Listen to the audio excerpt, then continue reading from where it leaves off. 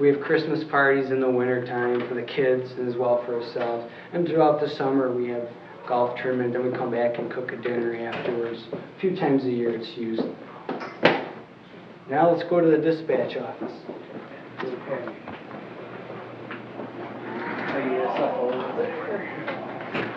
These buttons here, they just open up the bay doors. You see here, it starts to open up a little bit.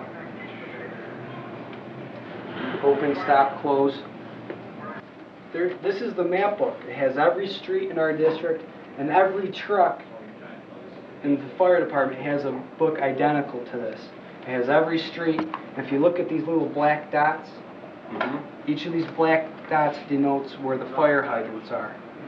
So we know before we get there. We get the call. Matter of fact, our last call today,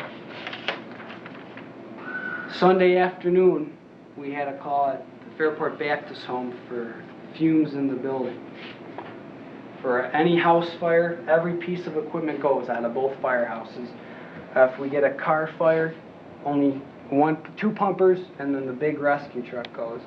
An EMS call or a car accident, sometimes the ambulance, if they need an extra hand, they call us to assist them. We send 1 truck, and that's just a little brush fire truck, which is outside.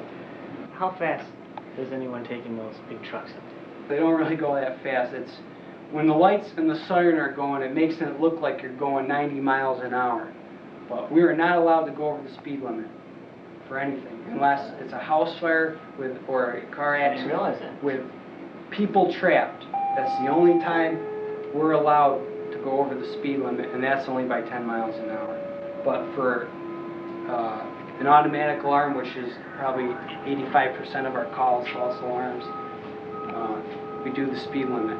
What's today, the 21st of June? Yeah. We've had 32 calls so far this month, ranging from MVAs, which means car accident, motor vehicle accident. Oil spill. You guys go to oil spills? We do go to oil spills. We just throw kitty litter, which Zorball it's called. It absorbs the stuff, and it's kind of like throwing sand down on it. 911 dispatcher, they get the call. Somebody has a fire in Fairport. By computer, they send it to the fire dispatcher, where they dispatch the entire county on the fire radio. We get a call by our pagers get activated. They beep, the dispatcher comes on and tells us what the call is and where. Jump in our cars and drive here to the firehouse. The first person in the firehouse is in charge of answering the radio. Channel 5 is the main dispatch channel, and channel 3 is what we automatically go to during a call. The west side of the county uses channel 4. East side of the county, they divide it at the Genesee River. We're east of the river, so we're on channel 3, west channel 4. And channel 2 is the entire county uses it. The city of Rochester uses it, all of Monroe County. Do you really get like stuff like cat caught in the tree? Cats in the tree, cat stuck in the chimney, or a squirrel or a raccoon. Do you have to like break the glass or Nope, something? you just pull the handle down. Now, in the old days, before we had pagers, I don't know if you've ever been in the village and you hear that obnoxious horn go off. Yeah, that's the one. That's the fire horn. When in the old days, you used to hear that horn before pagers and all that. That's how you knew there was a fire call. This used to be on a corner. And see the number 35? In the old days, they had a ticker tape, which used to be right about here up until we took them out back in '87. Well, just so you pull this box, now the electric signal goes through and comes into the firehouse, and there's a tape, and they used to punch.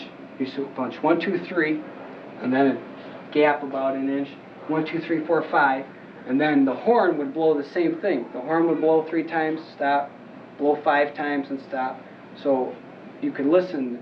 All right, that was box 3, 5. So somebody could come up to the one outside and use it. Right. Yep, they still work, and it comes into that. Now it's upgraded a little bit. It comes into this system here. When we come in, we see this light lit up. We know it's the box alarm out front that's been pulled. And usually, So then you go look to see if anyone's there and they can tell you what's going on. Exactly. Now, how often does this happen? Has this happened in years that somebody sets off one of those boxes? Or The last the last time we had a box alarm was, I think it was last summer.